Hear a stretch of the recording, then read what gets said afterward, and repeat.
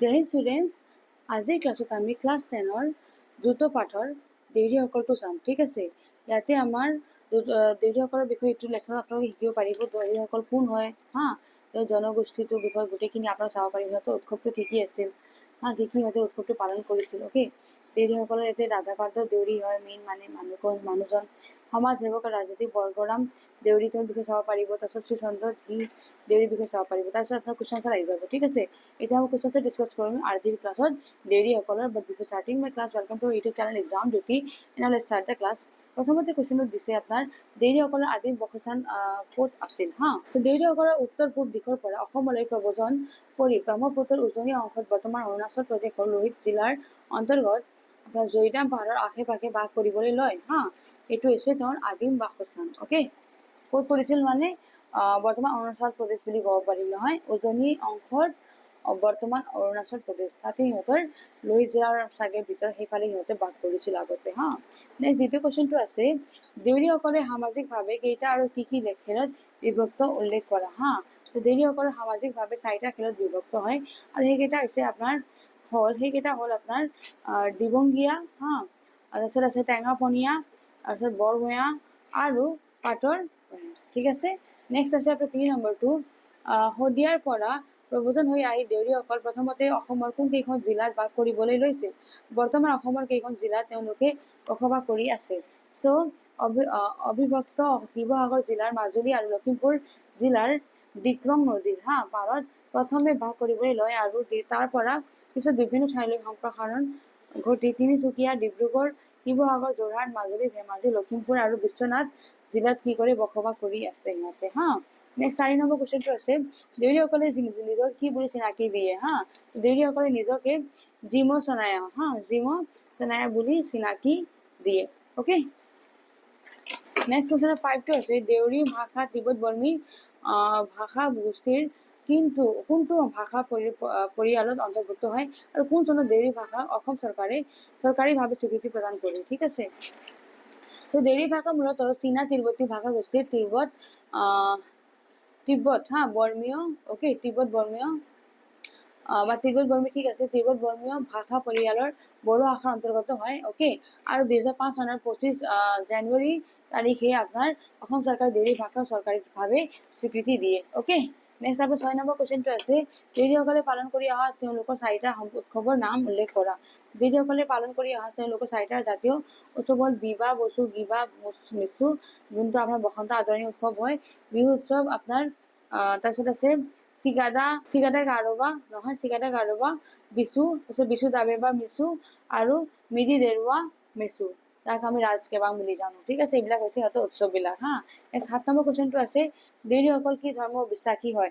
দেউৰীসকলে কুন্দি ধৰ্মক বিশ্বাস কৰে, কুন্দি ধৰ্ম। ঠিক আছে, নেক্সট চমুটোকা লিখিব দিছে আপোনাৰ ভীমবৰ দেউৰী, ৰাধাকান্ত দেউৰী, বৰগৰাম দেউৰী আৰু শ্ৰীচন্দ্ৰ সিংহ দেউৰী।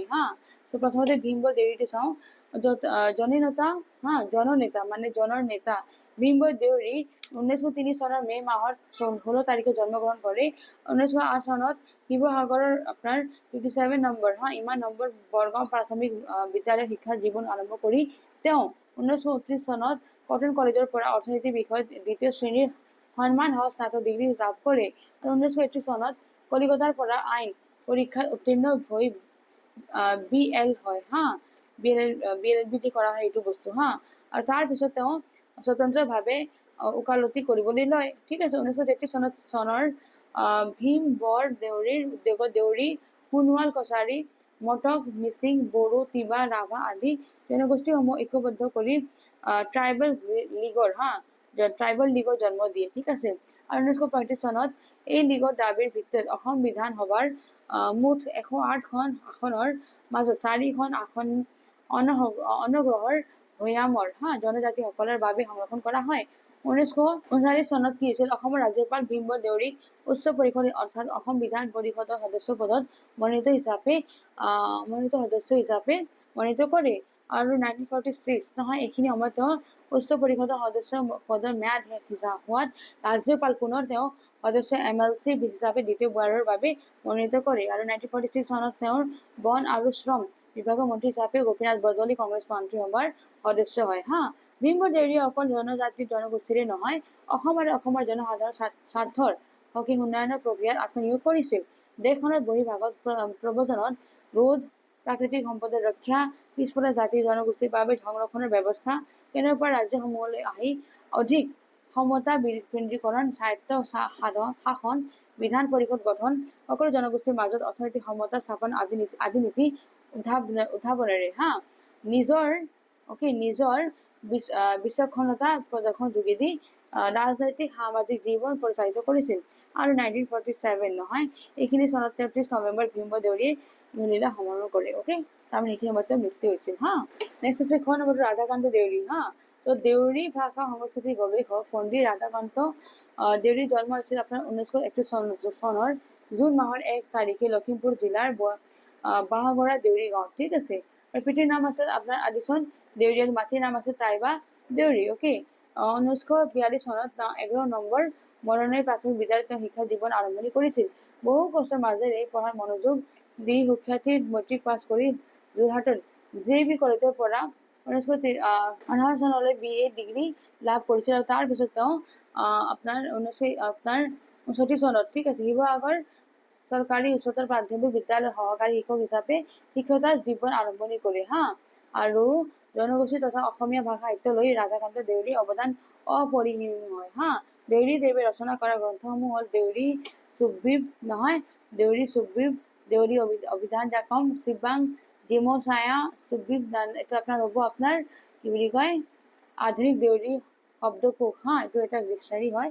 দুখন প্ৰধান, ইয়াৰে দ্বিতীয়খন গ্ৰন্থ ত্ৰিভাষিক আপোনাৰ দেউৰী অসমীয়া আৰু ইংৰাজীৰ সেই কৰিছিল। আৰু এইখন তেওঁৰ পূৰ্ণাংগ দেউৰী ভাষাৰ অভিধান হয়। দেউৰী শব্দ সম্ভাৰ তেখেতৰ অন্যতম সংযোজিত পুথি হয়। ঠিক আছে, এইটো হৈছে ৰাধাকান্ত দেউৰীৰ বিষয়। নেক্সট আপোনাৰ গ নম্বৰটো চাম বৰগৰাম দেউৰী। বৰগৰামৰ বিষয়ে চাওঁ এতিয়া। 1935 চনত নহয় 1931 চনত তেওঁ 1 আগষ্ট তাৰিখে সমাজ সেৱক আৰু ৰাজনীতিক বৰগৰাম দেউৰীয়ে লখিমপুৰ জিলাৰ বাঁহগৰা দেউৰী নহয় গাঁৱত তেওঁ জন্ম গ্ৰহণ কৰে। আৰু 1944 চনত তেওঁ বাঁহগৰা দেউৰী বাঁহগৰাত আপোনাৰ ৰাধাকান্ত জন্ম হৈছিল। আৰু বাঁহগৰা গাঁওখনত বৰগৰাম দেউৰীৰো জন্ম হৈছে। LP স্কুলত আনুষ্ঠানিকভাৱে শিক্ষা আৰম্ভ কৰা বৰগৰাম দেউৰী দেৱে যোৰহাট জগন্নাথ বৰুৱা মহাবিদ্যালয়ৰ পৰা BSc পাছ কৰে। তাৰ পাছত গুৱাহাটী বিশ্ববিদ্যালয়ত উদ্ভিদ বিজ্ঞান বিষয়ত নাম ভৰ্তি কৰে। আৰু একে সময়তে তেওঁ গুৱাহাটী বিশ্ববিদ্যালয়ৰ আইন মহাবিদ্যালয়তো অধ্যয়ন কৰে।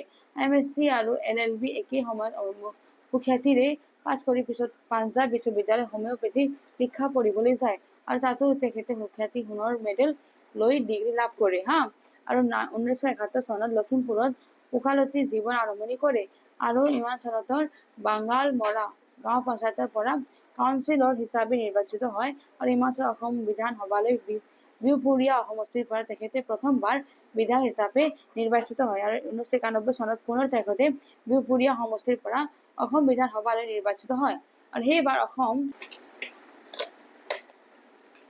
চৰকাৰৰ ভৈয়াম জনজাতি আৰু অন্যান্য পিছপৰা শ্ৰেণী কল্যাণ বিভাগৰ উপৰিও ৰেচম আৰু হস্ততাঁত উন্নয়ন বিভাগৰ কেবিনেট মন্ত্ৰী হিচাপে কাৰ্যনিৰ্বাহ কৰে। আৰু উল্লেখ্য যে আপোনাৰ ভীমধৰ দেউৰীৰ পিছত বৰগৰাম দেউৰী আছিল এই জনগোষ্ঠীৰ দ্বিতীয়জন ৰাজনীতিক তথা অসম চৰকাৰৰ মন্ত্ৰী। আৰু দেউৰী জনগোষ্ঠীৰ ৰাজনৈতিক আৰু আৰ্থ-সামাজিক উন্নয়নৰ বাবে আত্মনিয়োগ কৰা বৰগৰাম দেউৰীৰ স্বায়ত্ত শাসিত পৰিষদ গঠন আৰু দেউৰী ভাষা হিচাপে স্বীকৃতি প্ৰদানতো অৱদান আগবঢ়াইছিল। আৰু 2004 চনত এজনা ব্যক্তিয়ে হৃদৰোগত আক্ৰান্ত হৈ গুৱাহাটীত মৃত্যুবৰণ কৰে। ঠিক আছে, আৰু হাৰ্টেৰে গৈছিল তেওঁ, সেনেকে মৃত্যু হ'ল। নেক্সট শ্ৰী চন্দ্ৰ সিং দেউৰী। 1937 চনত 28 এপ্ৰিলৰ দিনা যোৰহাটৰ ওপৰ দেউৰী গাঁৱত সমাজ সেৱক শ্ৰী চন্দ্ৰ সিং দেউৰীৰ জন্ম হৈছিল। আৰু দেউৰী LP স্কুলৰ পৰা প্ৰাথমিক শিক্ষা সাং কৰি যোৰহাট আপোনাৰ চৰকাৰী হাইস্কুলত শিক্ষা গ্ৰহণ কৰিছিল। আৰু 1955 চনত 1 অক্টোবৰ তাৰিখে 1 অক্টোবৰ মানে এনেকে দিব 1 অক্টোবৰ 1 অক্টোবৰ তাৰিখে ভাৰত চৰকাৰৰ অধীনত অনুসূচিত জাতি ওজন জাতি বিভাগত তৃতীয় বৰ্গৰ কৰ্মচাৰী হিচাপে যোগদান কৰি আৰু 1978 চনত 31 মাৰ্চ তাৰিখে অধীক্ষক হিচাপে চাকৰি জীৱনৰ পৰা অৱসৰ লয়।